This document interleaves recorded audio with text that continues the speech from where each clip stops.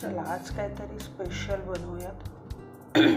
त्यासाठी लागणारे आपल्याला 3 मोठे कांदे बारीक चिरून घेतलेले आहेत, 1 टोमॅटो मोठा बारीक कापून, कोथिंबीर. प्रॉन्सला मी दुपारीच साफ करून पूर्ण क्लीन करून त्याचे हळद, मीठ आणि कोकमचं पाणी हे सगळं लावून ठेवलं होतं आणि हे मॅरिनेट केलं होतं. आता परत एकदा मी त्याच्यावर हळद, मीठ आणि धन्याची पावडर हे सगळं लावून मॅरिनेट केलेलं आहे. आता मी इथे कुकर ठेवलेला आहे गॅसवर.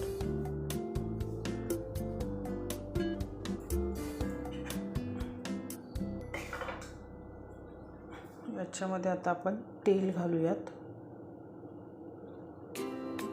तेल थोडंसं एक्स्ट्रा असलेलं बरं आहे, कारण नॉनव्हेज रेसिपी असेल थोडंसं तेलाचं एक्स्ट्रा वापर केला तर त्याला चव चांगली येते. तेल आहे हे आता गरम होऊ देत.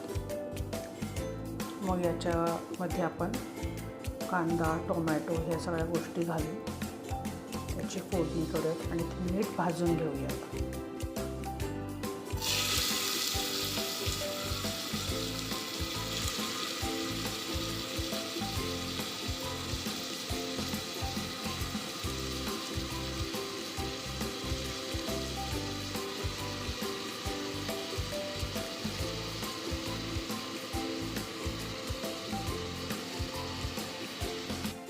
हे 3 कांदे मी आता याच्यामध्ये घातलेले आहेत.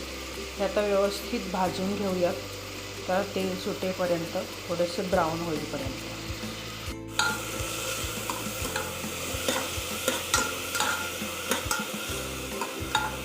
हे वाटण आहे ते सुकं खोबरं भाजून, कांदा भाजून घेतला होता, लसूण आणि अद्रक आणि कोथिंबीर हे सर्व भाजून त्याची मिक्सरला पेस्ट केली होती. हा मसाला माझ्याकडे रेडी होता, तो पण मी याच्यामध्ये वापरणार आहे. कांदा आता भाजत आलेला आहे.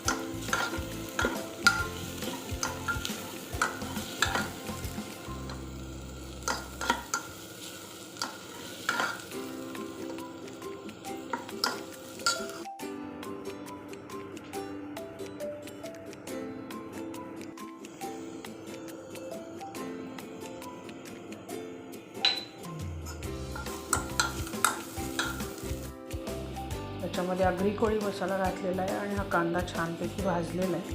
आता याच्यामध्ये मी टोमॅटो घालते.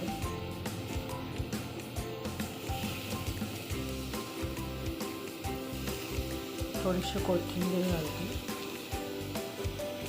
थोडी कोथिंबीर लास्टला गार्निशिंगसाठी ठेवायची.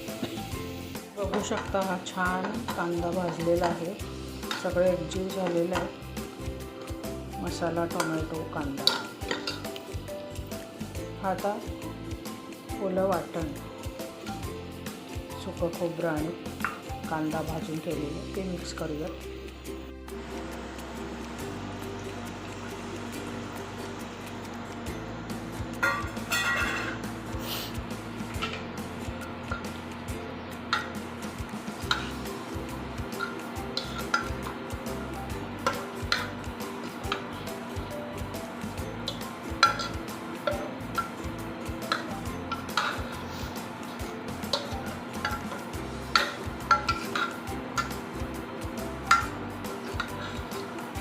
तुम्हाला पातळ रस्सा पाहिजे, तुम्ही थोडं एक्स्ट्रा पाणी घाला.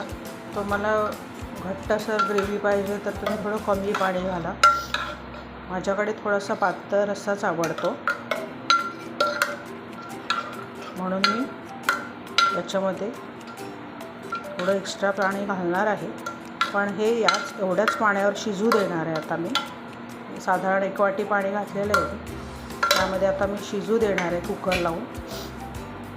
आणि मग त्याच्यानंतर शिजल्यानंतर मी गरम पाणी 1 वाटी घालून त्याची ग्रेव्ही वाढवणार आहे. आता याला मी झाकण लावते आणि कुकरच्या 3 शिट्ट्या होऊ देते.